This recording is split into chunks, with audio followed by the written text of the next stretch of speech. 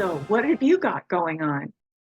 Well, I'm working with my publisher on my latest novel, and Wow, you really make tracks. You finished it? it's finished, yes, and it's at KDP, which is part of Amazon for publishing. So I'm providing all the information that they require, and so I'm working on that. Yes, Hi there, how you doing? good, good, Hey, Hi, Patty. it's good to see you again. good to see Terry. you and all Oh, there's your. Bill Fernandez. Marge, hi. Terry, Hi. do you want to start our meeting today by reading a message from Maggie Kimball about Dorcas? Yeah, I do. I thought it might be a good way to start it so everybody would. We've got Dorcas, Nancy Seacoat, John Thorne. John, it's good to see you. You have your cap on, that's for sure. Yes, I do. Right.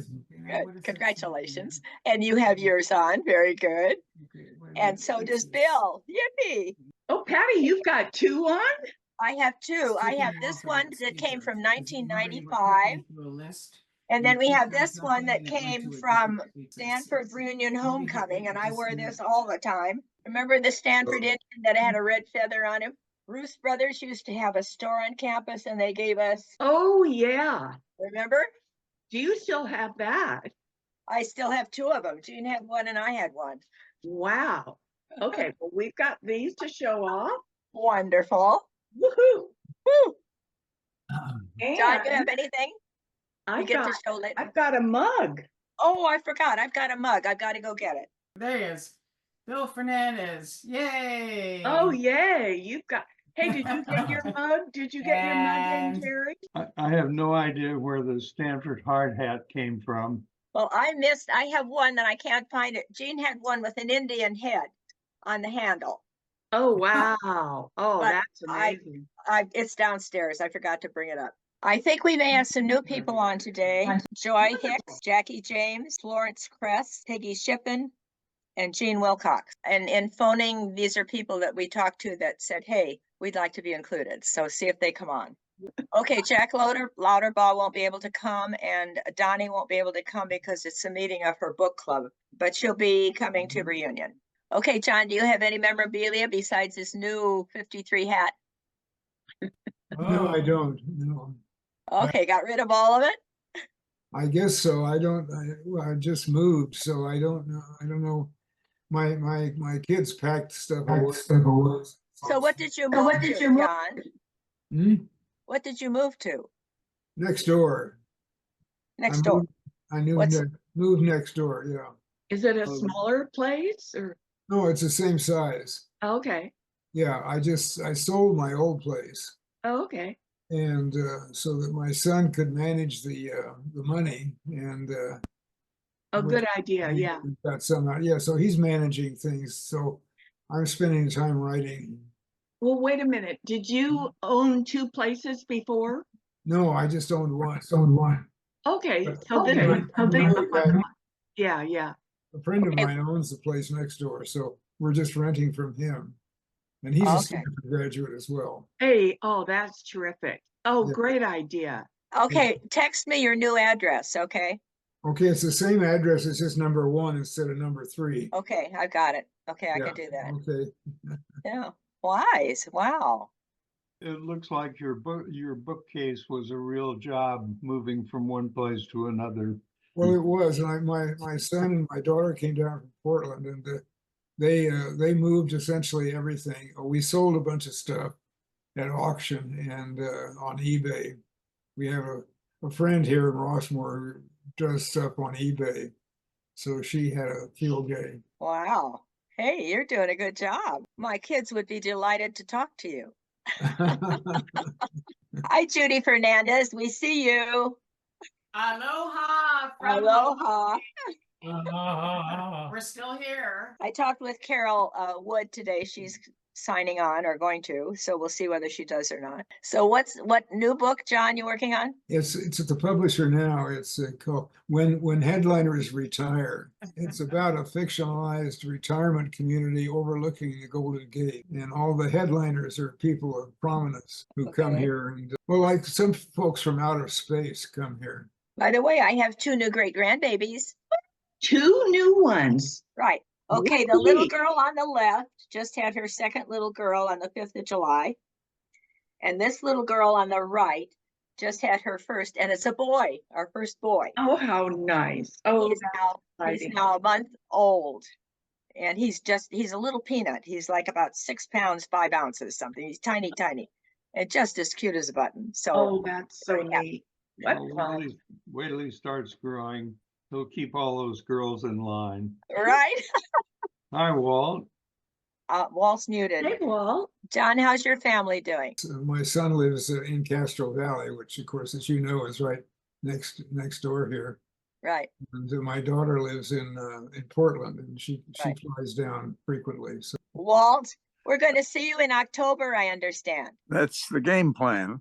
Wonderful. This Zoom meeting, we have to welcome our latest author. Walt has a book published. Marge and I have both read it, and it's a very charming introspection of Walt's life. Tell us more, Walt. The title, Like What You Do. There's a story around that. The formal book launch is this Sunday, and there's going to be a gathering of 100, 150 people.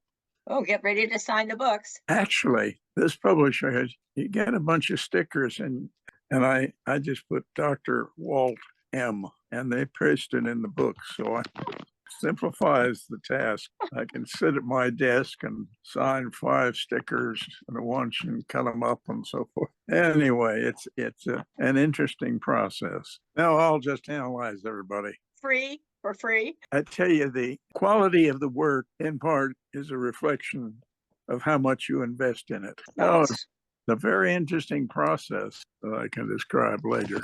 I think John Foyt can tell you, you've been through how many now, John? 21. But Oh, here comes Mel. Hi there, Mel. Hi there. Hey, welcome. no, I'm reminded of my drama instructor in high school. Articulate clearly, project your voice. Now that you're coming through loud and clear, that was really good. So I think it's because you moved in closer to the microphone. I think so. I mean, I've got it. I'm using an iPad today. Only thing different is that you've got a vertical picture instead of a horizontal. Well, I suppose I turn it. You're not. Well, Does that make it? Does that make a Oh, difference? yeah. okay, Oh, one, my one, God. Okay, thank you. one comment I have to make, and that is all of us on this call want to spend our time vertically instead of horizontally. Oh, but I like to speak. enjoy it. I enjoy those horizontal moments. I live in my recliner. Oh, there's Carol. Here I am. Wonderful. I'm so glad that I found this. Honestly, it just is amazing. I found it last night. Oh, just- wonderful. Yeah, I couldn't believe it. I don't know what happened. I wasn't being very attentive to my email, I guess. Would you No, you believe can't. I got an email from one of my I have 3 grandsons at Stanford though. And yeah, how about that? And the one said, I'm coming for my sophomore year and I'm a little nervous. How did you feel when you went to Stanford as a sophomore? Oh, Wonderful. my goodness. Carol, are you going to come for the reunion this year?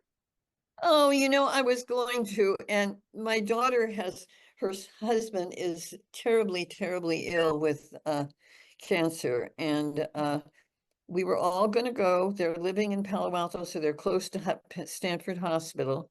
It was one of those strange things when they were taking one to Stanford. The one who asked me about his sophomore year. And instead of going there, they went straight to Stanford Hospital. And so it's just been kind of grim since then. And so now they're in China. And I have a room at the guest house, the Stanford guest house. And I don't know when they're coming back. And she has a bad connection this time with WhatsApp. And I can't seem to get hold of her to find out because, it makes a kind of a big difference if they're in Palo Alto rather than I have to navigate Stanford to Palo Alto and all the rest of it. Besides, I'd really like to see them. Well, yeah, I hope we see you, Carol. Carol, So- it looks like Terry and I are going to have a party. We just don't know when yet because the football game hasn't been scheduled. And I What? don't want to Really? conflict anything with any event on campus. So Walt and I were talking last week, and I think for people our age, none of us really like going out at night. So I don't think it works to have a party at our house at night. And so we just have to wait and see what time we can make it happen. I But thought I've you were already going to got- do it last time during the game. So we could all watch the game at your house. Oh, I'd love to. That's the perfect thing that we could do. But I And they don't live, want to do it during the tailgate. Like if the game is at night and they have a tailgate at 3 p.m, I don't think that I should interrupt with the tailgate. I mean, that would be so, So, yeah. Carol, Oh, I'll you get, don't Carol- think you're more important than the tailgate? Well, I just don't, if Stanford's having an event, we certainly want to go to that. You all want to go to that. So Right. anyway, well, let's just wait and see what time the game is, and we'll do try. they ever do it at night? I didn't know that. Pardon? the games are either afternoon or evening, but I'm going to be at the guest house and their house is really close to that. That's on Sand Hill. So I can drive you over with me. Oh, hey, Yeah, that's we're- wonderful. We're only a couple of blocks from the guest house. We're so- just, Yeah. we're right near the guest house. Yeah. Oh, that's exciting. Gosh, I would really like to come. Yeah. I think you should. Yeah. There's a lot to see Well, and I visit mean, with. I don't mind having the party late. I just feel like we'll have to just wait. All we can do is wait until they give us a time for the game. Hey, Mel, I like your hat. Wow. It's Good the for you. oldest one I have. Well, good for you. Great. And let's welcome a couple of newcomers who I don't think have been here before. Ann Ingram and No, Ann's been before, Yeah. okay. but Jackie hasn't. Jackie, hello. Good. Hi. Glad to have you with us. Oh, say, Where are you stationed these days? I live in San Mateo. I That's hope you're coming to homecoming. I'll see. I'm not sure yet. At least come down for a day. Something That's a like that. possibility. Yeah. Yeah. okay. And what have you been doing all these years since graduation? Oh, my goodness. That's a long time ago. Well, I taught high school for 30 years and was a guidance counselor. I've traveled a lot. Oh, worked at Filoli for years. League of Women Voters, I'm still active. I've been a hiker around the world. I've been in the same house for 61 years, so I haven't moved any place. And do a lot of gardening. I grow orchids, walk a lot, but overall it's day by day at this stage. Did you go to San Mateo High School? No, I went to Lincoln in San Francisco. Oh, that's where my grandson is going right now. Oh, no kidding. Yeah. Okay. I went to Burlingame, that's why I asked. What was your name at Stanford, Jacqueline? Jackie Anthony. Oh, yes, I remember that name very well. I lived at Stillman, started out at Branner, and went to Union at that time. And then the last couple of years I was at Stillman. Got my hat.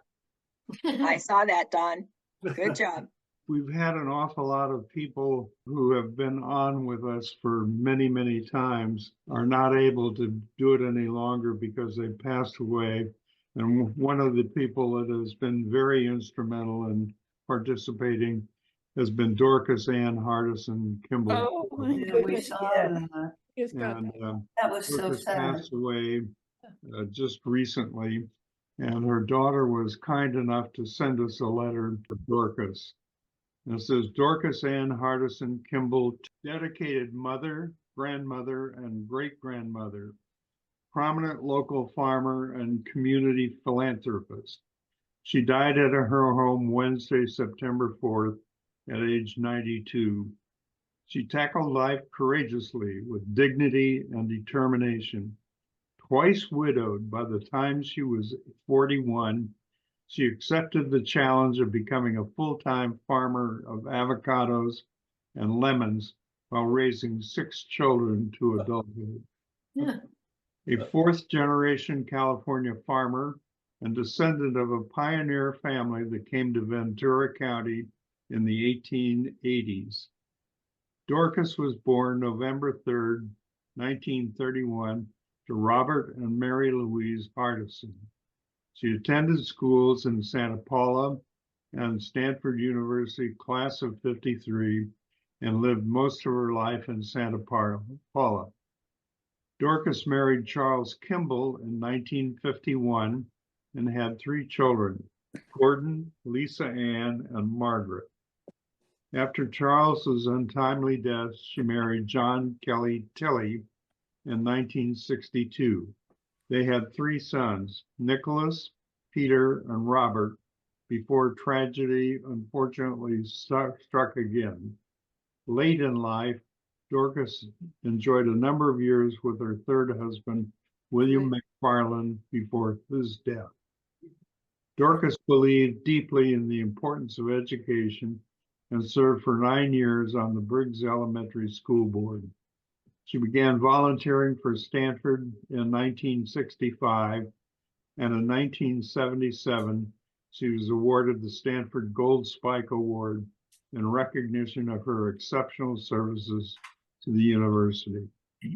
Her commitment to education continued with a 3-year stint on the board of the Museum of Ventura County. In 1986, Dorcas was elected to the board of Calavo Growers, and I'm sure that every one of you have seen the Calavo label in your vegetable department of your grocery store. The first, and for many years, the only woman director. She served for 35 years on that board of directors.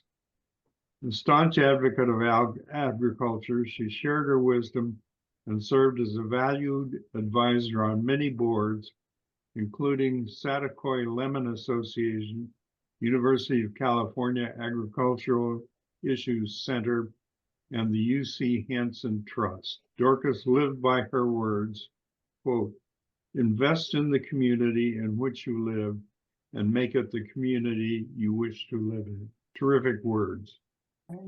And in addition to Dorcas's passing, we have several more that you may or may not be aware of.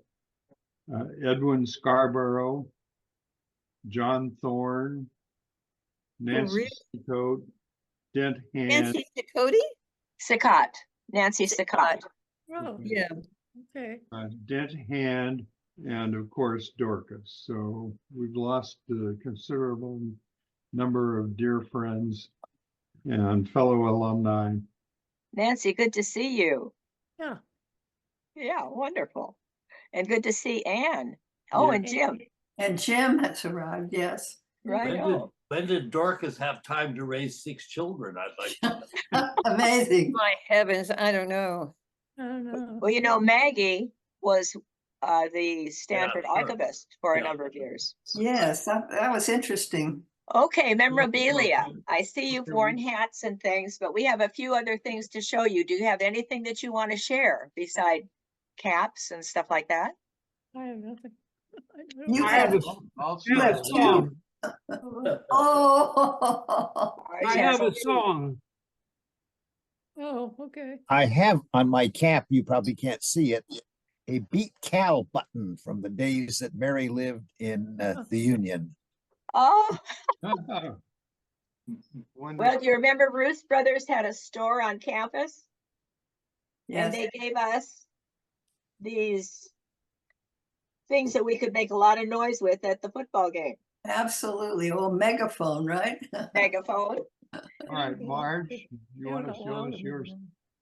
remember. Show us your trophy. I did. I showed Already. Stanford Indian, That's cute. and I've got the Cal Bear, Oski the Bear, and Stanford's Indian.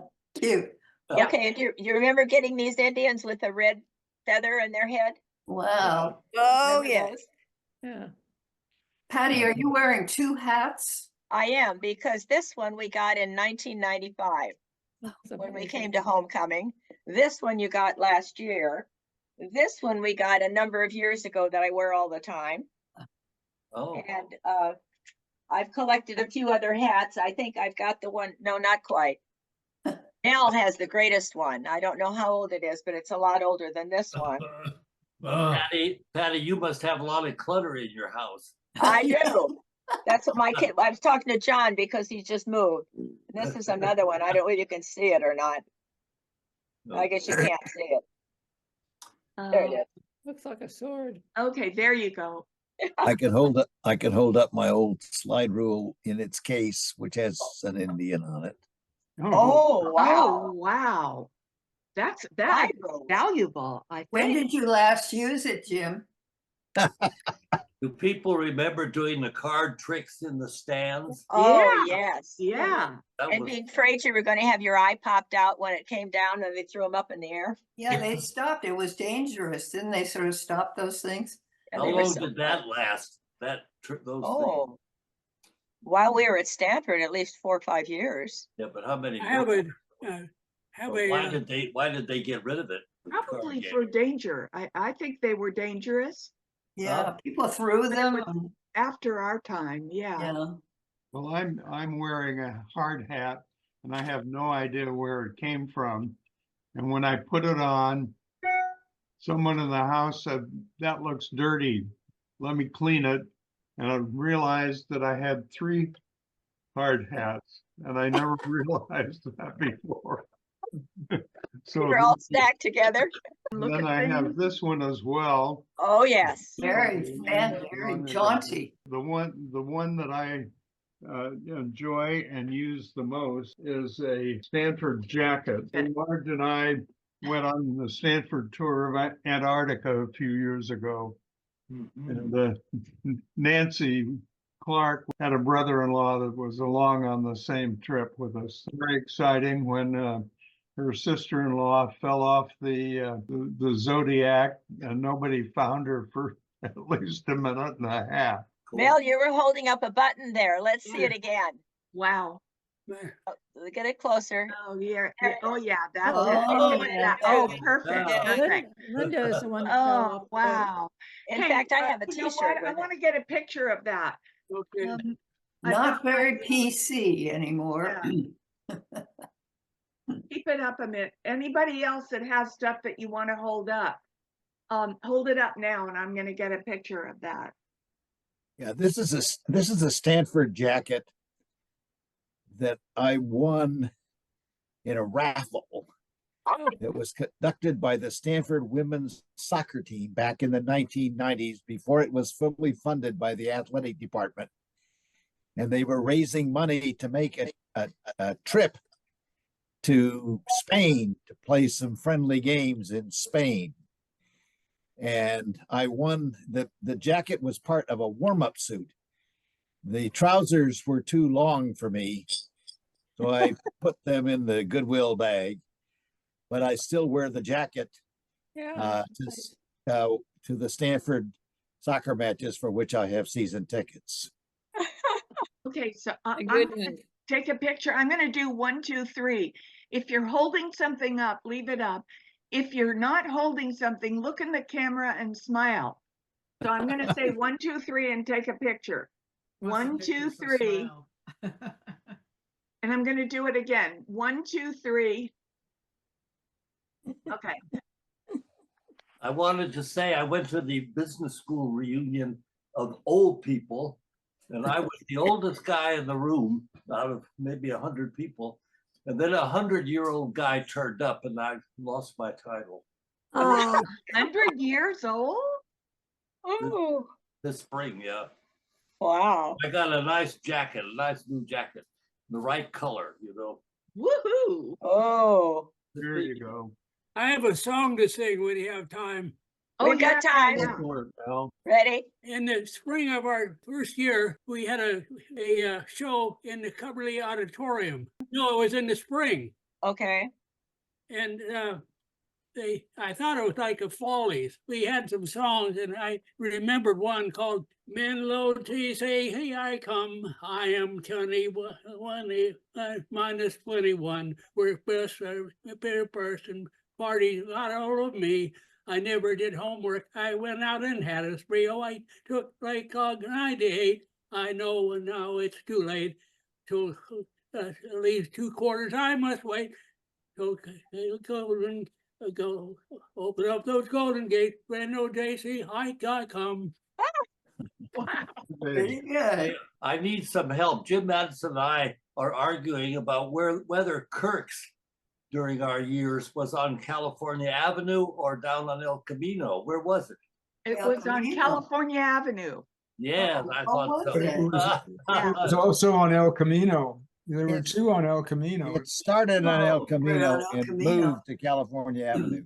We always went to California Avenue. Yeah, for we it. went to California Avenue, but right now they're at Town and Country. Yes, Yes, that's they a are, good yeah. place. Yeah.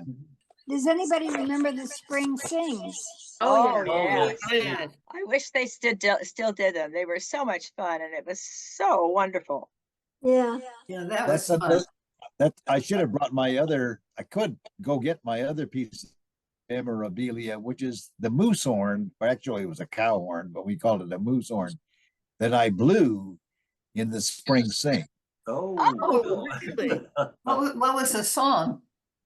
Well, the song actually, our fraternity, the Theta Chi's, all dressed up like Robin Hood's men, and I bounded onto the amphitheater, almost fell on my ass, and went to do, and the guys filtered out of the trees and lined up, and we sang Green Sleeves, and I can't remember what the other song is that we sang.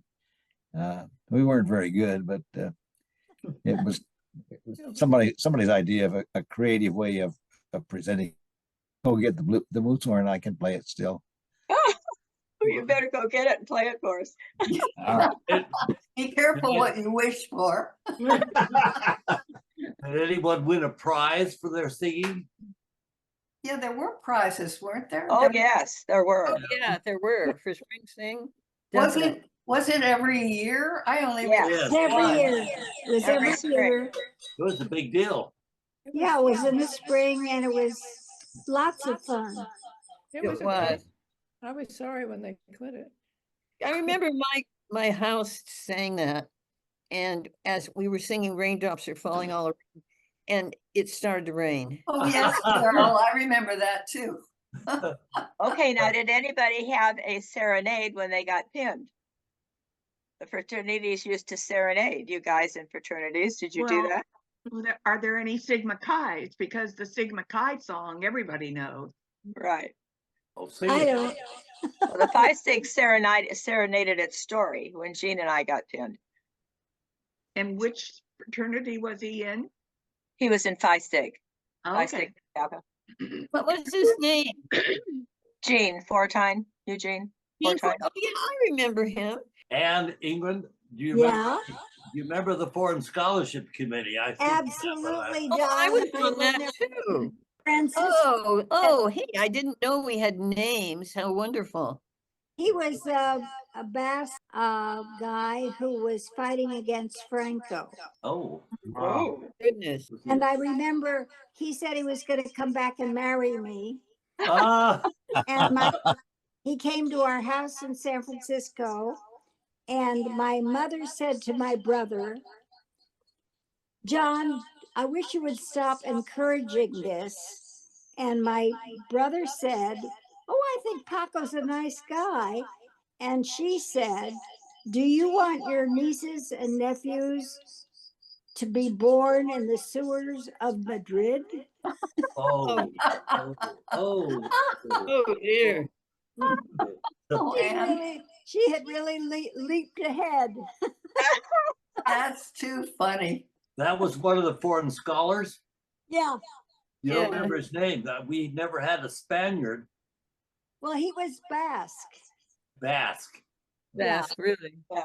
Oh, Our Basque was a different group, but he was fighting against Franco.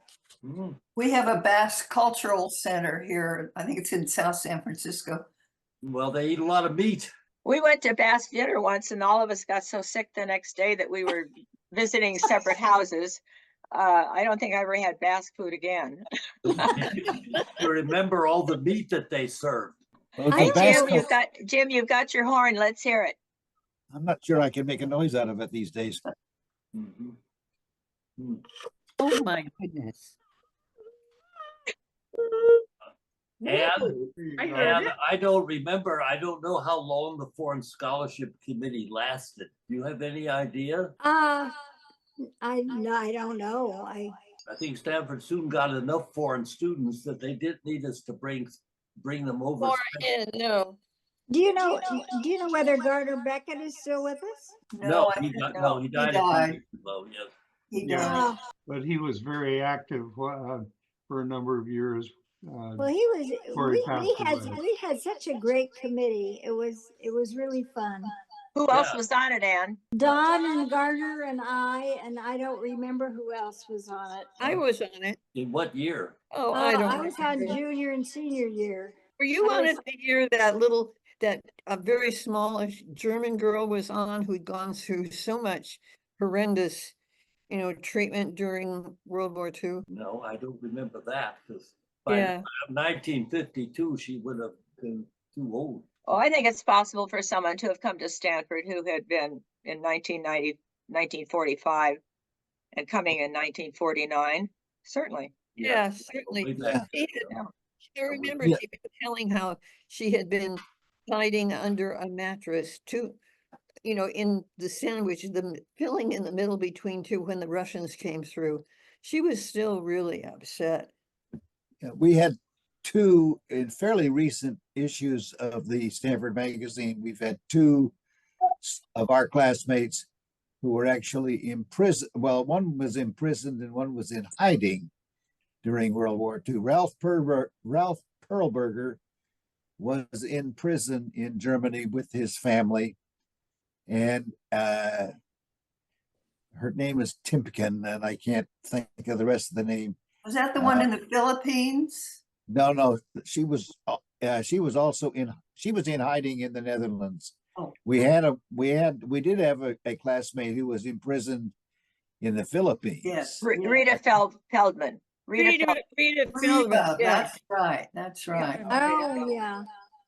I can give you the co-chairs of the Foreign Scholarship Committee in 1952, both of whom were classmates. That was Dick Wiseman and Phil Zaida. They're both gone. Some of these other names may be familiar, but they may not be from our class. Daniel Charbonnier, a guy named Hans, Joe Miller, Gene Miller, Sue Raymond, Charlotte Kempner, no longer with us, Marguerite Odell, Harold Holgerson.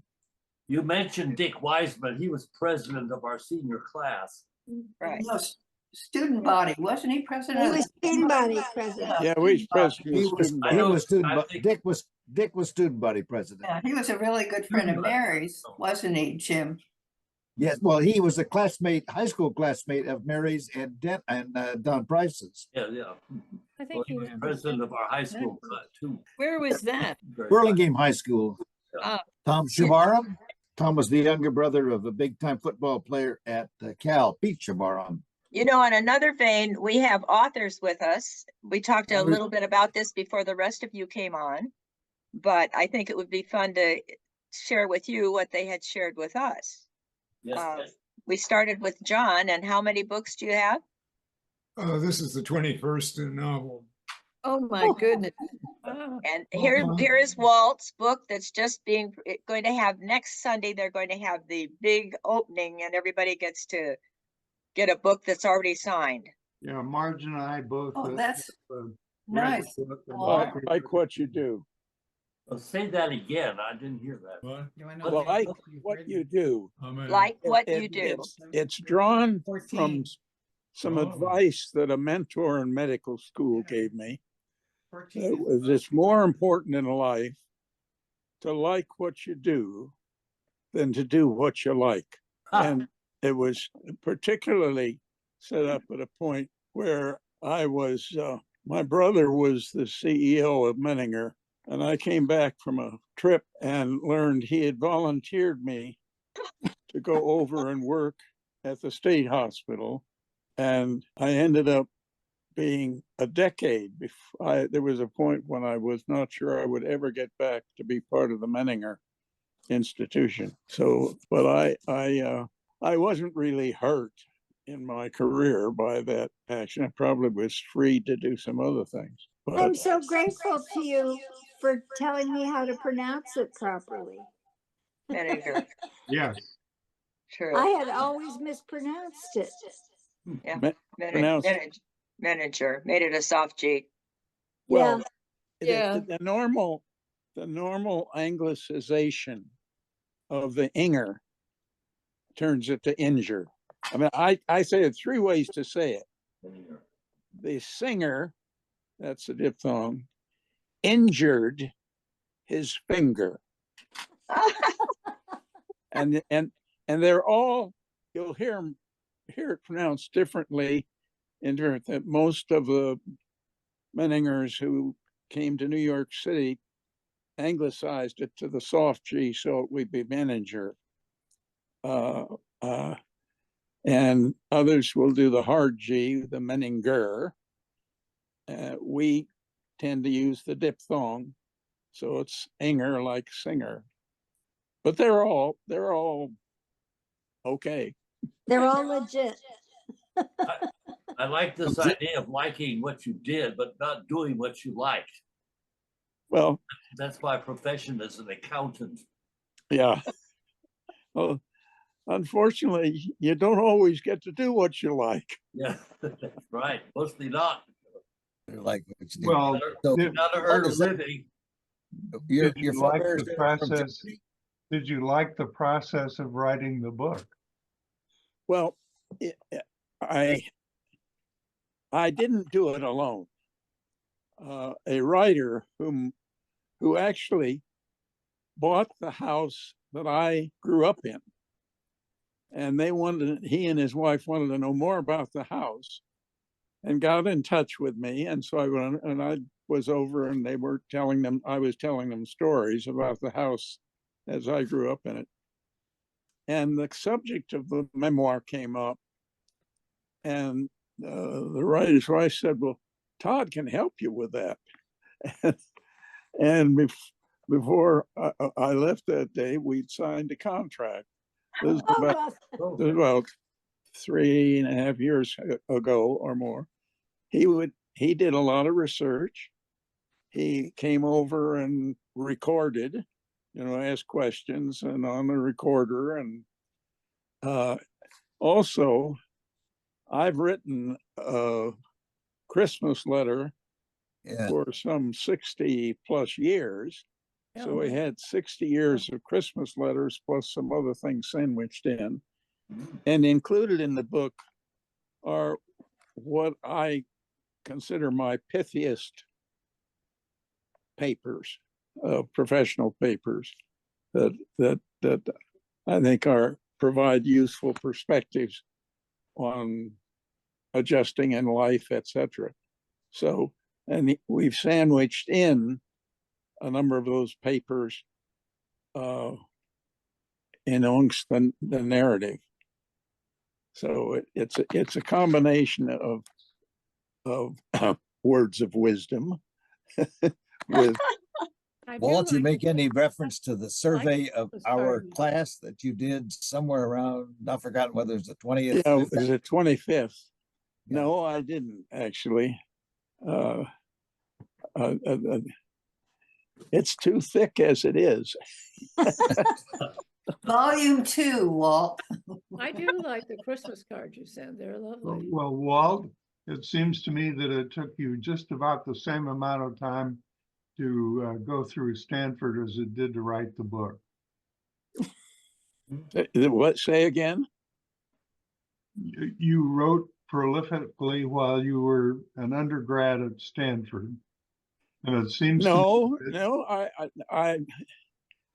I think I didn't write any notable papers. I was like Jim was on the daily, and I did more writing on the daily, but then editing. But I didn't. I had an interesting process in medical school there was Columbia Bureau of Applied Social Research that was studying the sociology of medical education. And I was recruited to be part of a subject in their study, which involved doing a daily log. The incentive was $1.25 a day. but I started, the person who they initially approached in my class dropped out. And so I didn't get involved in this till near the end of my first year. But I have daily logs from all my medical school years through my internship. And then I wrote a syndicated national feature for about 7 or 8 years. It was 3 columns a week. And he was the fellow that helped me, Todd Furtick, had access to a lot of that writing. So there's a lot of raw material. I produced a lot of writing along the way that he could take advantage of. Now, in compiling the book, did you summarize some of your early writings, or did you add to the flavor of them in terms of your retrospective on them now? Well, one of them was from my experience on the staff of the Peace Corps in the early years. We identified a pattern of adjustment of volunteers as they went through their overseas service that we then characterized as a morale curve. And I subsequently have published an article about the morale curve professionally. And so I've included that. Or one of the other things that I was particularly proud of, I was asked a number of years ago, the Institute of Medicine of the National Academy of Sciences was having a program, and one of the programs for their annual meeting was quality assessment, which they had the surgeons and others talking about how to assess quality of care. And they asked me to make a presentation on caring as part of quality care, as an aspect of quality care. How do you measure the caring? And so I subsequently had that published in the Journal of the American Medical Association, but I've included an excerpt of that in the book. So there are some things that I think have pithy meaning that I didn't want to take to my grave alone. Amazing. And your journey through life that prepared you with all the material you needed to put in the book, did anybody have a particular influence on you? I cite a number of sources people along the way, but I in part I come back to my mentor in medical school. He wanted to do what his father did, and his father was a research chemist, and his father wanted him to go to medical school. So he dutifully went to medical school and hated every minute of it. And only when he was then drafted, as all the doctors were at that time, and was treating family patients and soldiers at Fort Dick, did he enjoy the practice of medicine. So when he went back, he established a little family practice in Brooklyn, but he got a job as an employee physician with the Sloan Kettering Institute, and in which he then was on the adjunct faculty at Cornell Medical School. But he arranged to have lab time, and he, with a colleague, developed one of the first tests that identified materials after released into the bloodstream after a heart attack, and was quite remarkable. But he had all kinds of aphorisms and other things. You know, he'd say, keep your eye on the ball, keep your ear to the ground, keep your nose to the grindstone. Now try and work that way.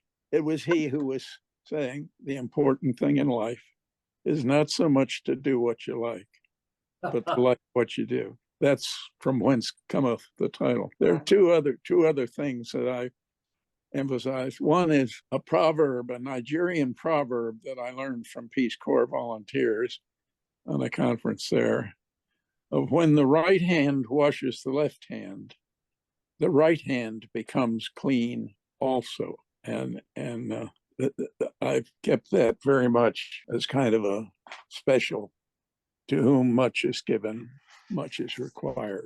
Life's been good to me, but I was given a lot to start with. Having placed all of those thoughts in writing, is there anything that you would go back and change if you had the opportunity to do so? Well, I probably would not have the same life, because I would not of my own automatically moved from working at Menninger to the state hospital. But the experience of the state hospital, both working, supervising young doctors, which was a marvelous experience. And I had the opportunity, all teachers have, that some of your students go on to accomplish remarkable things. And one of the doctors I had as a first year in his psychiatric residency has gone on to be a prominent writer in the field and well established. You know, so it's like you have more and more. You have children who go out and extend. They take from you and they contribute more, so that you have a multiplier effect from your efforts. What advice would you give to a young person just finishing college with respect to viewing their future? You don't always get to do what you like to do. The important thing is then take advantage of what you can do. You can have a greater impact than you realize. And there are things, I mean, it's interesting to see how what we've done in life in certain ways is carried on by those whom we have touched somewhere along the way. And there is a satisfying multiplier effect. We have another author, and John, we had a chance to sort of chat ahead of time, but the question was, how many books have you written? What's your latest? And my question would be, do you remember your first and how hard that was or how easy it was? It was very difficult. Yes, this book I have coming out now is my 21st novel. But the first 7 or 8 of these novels were written with my late wife, who is also a Stanford graduate, class of '79. And when I was back at school at the University of Georgia, I got studying the Confederacy, I got the idea of writing novels. And so I started writing a novel, and my wife Lois had an operation, and she was in bed, and she wanted me to read to her. So I read to her the first chapter, and I looked over and she was sound asleep. Oh dear. And, so then she said, I better get in there with you and start editing this. And so we collaborated on 8 novels before she passed away, which has been 13 years ago or so now. And so that's when I came to Rossmore and I started writing here. And I met Helen, and Helen has been editing my work since that time. So we're very close. And so this is my 13th novel, whatever it is, since I've been to Rossmore. So whatever that number is. So it's about it's a fictionalized retirement community, and it's set in the overlooking the Golden Gate in San Francisco. So it's a novel about prominent people who come to there and retire there, and it's about them and about what you should look for when you go into a retirement community. So it's sort of that kind of a book. And it'll be out in another few weeks. Yeah. What kind of outer space did you mention? Something from outer Oh space? yeah, well, there's a unit in this fictionalized retirement community, which actually happened here in Rossmore. And the thing has been vacant forever.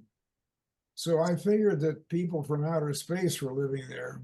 That's what I got into the book. And these people are deciding that from outer space, they have a rocket ship and they're going to go to the outer parts of our universe and find a star that's occupied with people. So they do that, and then they come back to Rossmore, and what they found out was not Rossmore, but the Sunset Gardens is the name of the place. And they come back, and so I don't disclose what they found in outer space. Read the book. Read the book. Buy the book. Right. Buy the book is right. John, what book is yours do you think is the best one, and what's its title? Or do you have a favorite like that? Well, I think the first one is, as Marge was mentioning, was the first one that we did, which was a novel. We wrote most of it in the UK, and it's published in the UK. And it's about a offshore trust, and it's about a mogul, a rich mogul, who has an offshore trust, and the people that try to get the money away from him. So it's called Last Train from Mendrisio, which is a town in Switzerland. Try that again. Last Train? Last Train from Mendrisio, Mendrisio. It's a town in the south, in the Italian part of Switzerland. So it's where they have an Easter parade at Easter time, obviously. And we were there and attended that. And so that's where the bulk of the novel takes place. And John, what is the name of the book that you're just publishing now? Oh, it's called When Headliners Retire. Okay. When Headliners Retire. And these are all headline people who retire in this fictionalized community called Sunset Gardens, which overlooks the San Francisco, the Golden Gate. And it's about these people who come there, and the various different types of people, plus the folks from outer space who spice things up a little bit. Now, John, have you drawn any inspiration from the incidents on the pickleball courts? No, I don't play pickleball. I have sort of a balance problem, so I have to. I walk with poles, from hiking poles. Yeah. But I no longer do any. I no longer run, but I did a lot of running in my life. Does anyone our age still play pickleball? I would be afraid of falling. Me too. Oh yeah, so friends of mine play pickleball. It's very popular here in Rossmore, and they're building a new indoor facility not far from where I live, and it's very popular here. A lot of folks. But for 90-year-olds? Oh, I don't know for sure, but I imagine so. I mean, yeah. But nobody in this group plays pickleball, do you? Well, does anybody here? Any volunteers? My son won't let me learn. There's something called paddle ball that's supposed to be a little tamer. Yeah. Well, a lot of people do the ping pong, whatever it's called these days. I'd be afraid to play ping pong. That would be another one I would. Ping pong, yeah, that's what we used to play. Paddle ball is on a court, not a table. Yeah, paddle ball is something else, but ping pong plays on a table, of course. Sounds like ping pong. Yeah. And we have a whole facility here that's air conditioned for the ping ball. A lot of people play that. A lot of people play golf here, of course, too, and people from outside the community come and pay the fee. And well, you have a golf course right down the middle of your facility, right? Yeah, right. There's two courses. One's an 18-hole and one's a 9-hole, and so a lot of people play that because when I was running, I'd run across the golf course, and when they weren't playing golf. Does anybody still go jogging? Oh yeah, there's a few runners here. I ran until I was 85. Yeah. Yeah. And then Anybody still running? Who's still running? no, I don't run. I have a balance problem. I walk. I walk the places I run that I did run. In fact, I walked this morning about 2 miles Yeah, with my hiking poles. I do. Does anybody else have the experience of encountering somebody and then they say you're so remarkable? You know, they look at the gray hair and the wrinkles and they just, Yeah, it's, I'm Well, tired. you are. Let's Yeah. face it. It's too much. I mean, You have to ask them how many 90-year-olds they know. Who are they comparing you with? Well, that's the I have, thing. I have There are not people, too many around here. I have people stopping me and wanting to know how old I am when I'm walking with my poles. And I tell them that I'm 92, going on 93, and they just don't believe me for sure. But I did check the records, and that's correct. we all are in a minority. Yeah, I Yeah, tell that's such right. people, I look like I'm only 85. Well, I tell you, my friend Ernie Glazer, who I went to business school with at Stanford, lives here in Rossmore, and he's 100, and he's a Holocaust survivor, and he's 100. Wow. He's on the Stanford Club of Rossmore. He's on the board, and he's very active. He still drives his car. I don't drive anymore, so I have to get rides. And I'm a member of Go-Go Grandparents, which is a Oh, park right. tour. Yeah. So you're a Go-Go Grandparents? Yes. Go-Go Grandparents is a great outfit for people that are not technologically adept. I have to tell you, our son-in-law was over here last night helping us with stuff that we could not do, which is install a new computer box, or what is it called? Xfinity box. He did that for us, but he says all of us that do this are outliers. And he said, you are outside of the norm for your age. So I'm kind of happy to have you all be outside of the norm, and I want to join you. Thank you. Soon you will. Pretty soon. You know, we have another author, Bill Fernandez. Can you hear us? What's your latest book, Bill? Gotta leave. Doing the soccer field with a team of little 8 and 9-year-old boys that I'm helping to coach this fall. So good to see you all. You're an outlier. Bye-bye. Nice, and you've been one of my favorites. Good luck, Jim. We hope you Hi, Jim. survive that 8 or 9-year-old crowd. They're a bunch of coots. Okay, Bill, let's hear your. I was working on this book, and I mentioned it to Patty, and I got to the point where if you know Hawaii, Hawaii is a group of islands, not archipelago, and these islands, there were 4 main ones: Oahu, Hawaii, Maui, and Kauai, and then you had so it was a feudal and barbaric period. Kamehameha I went ahead and began the conquest. Excuse me, I'm really... He's recovering from COVID. So Kamehameha the Great kind of consolidated all of the islands one ruler, and that was 1810. So now we have a monarchy in 1810. What I wanted to do was write a story which was called The Rise of the Hawaiian Kingdom. And then as I got into it, I thought, my gosh, the Hawaiian Kingdom didn't last very long. It was overthrown in 1893. So stopped in the middle of writing that the first part of the book, and I'm into what I call the second half of the book, which takes you from the establishment of the constitutional monarchy in Hawaii in 1840 to the time of the overthrow by the sugar industry in the islands. So that in broad outline is the story that I'm currently working on. I hope I can finish it. It'll be my 14th book if I ever get it done. But Judy will make sure it's done because the first half is done. And believe it or not, he's finished writing that. He's 92 and a half. And he said, okay, I'm done. And 2 days later, he woke up and said, you know what? I think I'm going to make a second part to the book.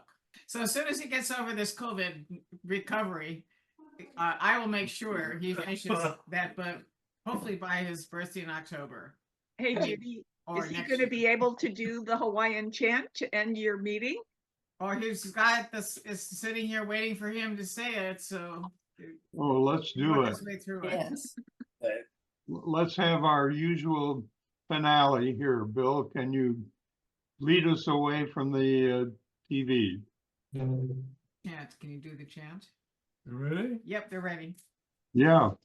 It's always nice having you guys around. It really is. It's very enjoyable to see so many young people who are my age who are looking so good, and I'm feeling so like I'm deteriorating. So you're giving me a lot of courage every time I look at your faces. Elohe, Elohe, Elohe, Mekelo Pumihana, Eho Mai Kaiki, Eho Mai Kakamai, Eho Mai Kapono, Ea Ole Pilikia. Malamamalo, class of 1953. Malamamalo, 1953. Malamamalo, bless each and every one of you forever. Aloha no. Thank you, Bill. Thank you. Aloha, nui loa. Imagine life with this wonderful man. Oh my goodness. I'm lucky. Let me just add a commercial. My book is actually available on Amazon. Oh, yes. John, your books are. Like It's what you do. all available on Amazon, yeah. Boy, lots to read. We have lots to read. That's Thank great. you all. It's wonderful getting together. Bye-bye. Bye. Thanks, Patty. Take care. Thanks, Marge, Bye. and Terry, Thank you. Marge and Terry. Bye-bye. Without them, we wouldn't be doing this. You know that. I am. Bye-bye. Hi, Carol. Oh, Carol left. Bye. No. Carol, I'll see you at the guest house. Oh, I hope so. Yes, I don't know, though. It looks a little dim. do. It's just a few weeks from now. Yeah, I don't know. Okay. Oh, be there. Yeah, it's hard to leave. Don't cancel again, okay?